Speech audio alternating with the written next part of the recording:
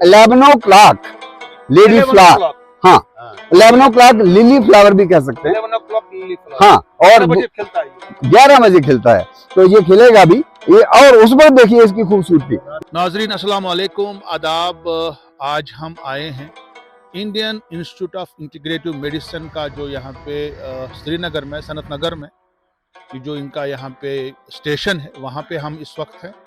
और मेरे साथ इस वक्त एक ख़ास मेहमान है, नोटेड फॉरेस्टर, जो कि प्रिंसिपल चीफ कंजर्वेटर फॉरेस्ट रहे हैं, नेचुरलिस्ट है, एक्सपर्ट है।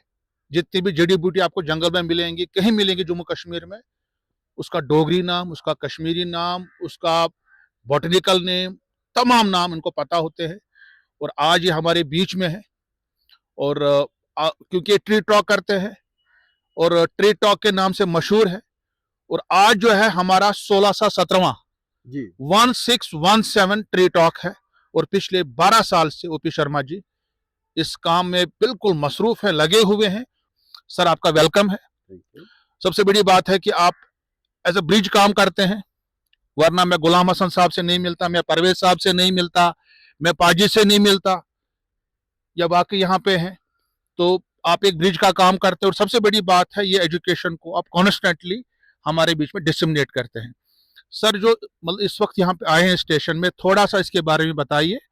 और कौन कौन सी जड़ी बूटियां हैं, उनका जो है एडिबल वैल्यू क्या है, उनका मेडिसिनल वैल्यू क्या है, थोड़ा उसके बारे में बताइए सर।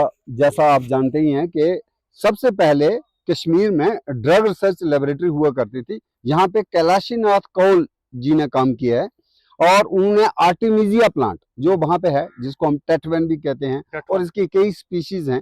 एक वीरी टेटवेन जो है खास है कश्मीर की, लेकिन उन्होंने जिस पे काम किया वो थी सेस्की आर्टिमिजिया मैरिटेमा।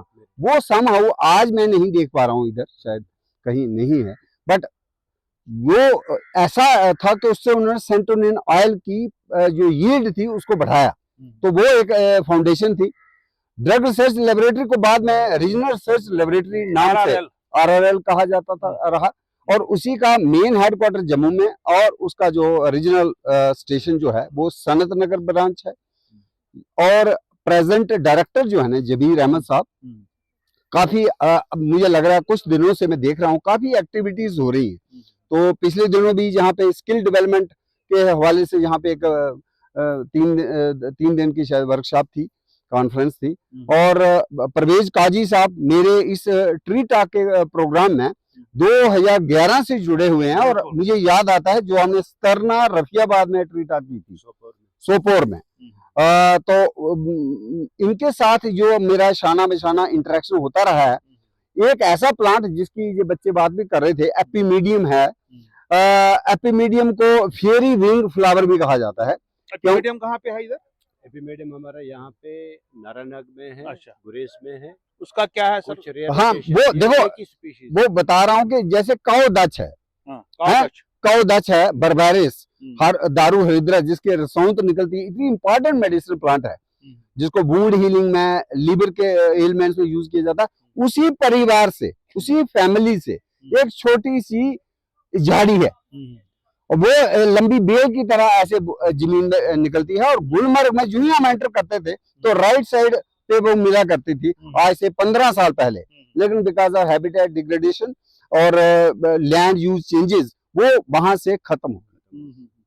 अब आपको अगर देखना है तो गुरेज में दाबर के जंगलों में आपको मिलेगी, अभी वहां सुरक्षित है, या फिर नारानाग जैसे ये बता रहे हैं। लेकिन उसमें कह रहे हैं ज्यादा तो ये बताएंगे साइंटिस्ट, ये काम कर रहे थे परवेज काजी साहब एपीमीडियम इलेटम पर अभी। लेकिन मैं शिकागो में गया था, मैंने देखा यार एपीमीडियम की तो इतनी खूबसूरत बड़े बड़े फ्लावर वाली वेराइटीज हैं जिनको उन्होंने अपने पार्क्स और गार्डन्स में as a decorative ornamental plant लगाया हुआ है। मैं ओपी शर्मा सर का बहुत ही जो है शुक्रिया अदा करना चाहता हूँ। ये यहाँ पे किसी पर्सनल विजिट से आए थे, लेकिन इनका इतना पैशन और इतना इंटरेस्ट, ये जो हमारे यहाँ के मेडिसिनल एरोमेटिक प्लांट्स हैं, इन्होंने मुझे रात को ही बताया कि एक ट्री टॉक हम छोटा सा 1 घंटे के लिए यहाँ पे करेंगे।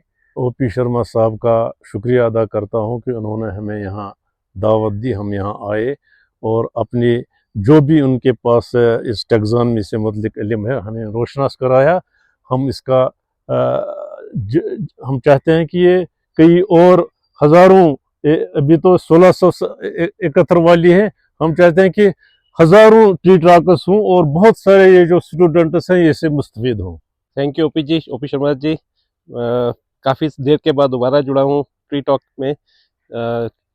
ओपी शर्मा जी ने इंट्रोड्यूस किया था ट्री टॉक में एंड काफ़ी इन्फॉर्मेशन मिली। जो आपका फॉरेस्ट फूड फेस्टिवल होता था उस पर मैंने सोई का सूप, हंद के परांठे, वोपल हाप के परांठे भी इंट्रोड्यूस किए थे। तो काफ़ी देर के बाद अब जुड़ा हूँ, कोशिश करूँगा कि दोबारा से जुड़ता रहूँ। एंड मैं चाहता हूँ कि जैसे ओपी शर्मा जी तो ज़्यादा जम्मू में रहते हैं, तो मैं चाहता हूँ कि Raja Muzaffar ji can take over the tree talk and ये कंटिन्यू प्रोसेस हमारा कश्मीर में भी चलता रहे। तो राजा मुजफ्फर जी आप प्लीज़ इसको कंटिन्यू कीजिए, तो एक रेगुलर बेसिस पे हम ये करते रहें। Thank you ji.